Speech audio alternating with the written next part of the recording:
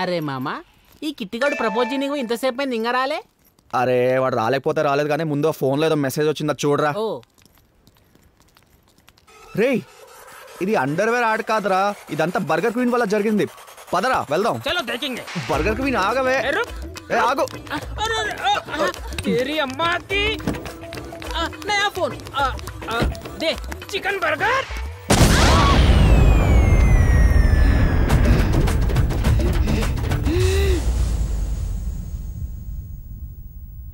ఏరా ఇది కాలేజ్ అనుకుంటున్నారా, ఇండియా పాకిస్తాన్ బార్డర్ అనుకుంటున్నారా బాంబులు వేసుకోవడానికి? ఓ బాంబునే होता जी मोबाइल फोन. అవును సార్, జగదీష్ మార్కెట్లో 500 రూపాయలకే వస్తుందంటే కొన్నాను sir. China mobile sir. Made in China mobile వల్ల bomb blast. Made in China, made in China. అమ్మయ్యా ఈసారి నన్ను వదిలేశారు. సార్ మనం అంత ఖర్చు పెట్టి బాంబులు ఎందుకు సార్ రెడీ చేయటం? ఈ పాత మొబైల్స్ కొంటే సరిపోతుందిగా. నోర్ముయ్. సార్ కాలేజ్ స్పెల్లింగ్ కూడా తప్పు రాశారు సార్.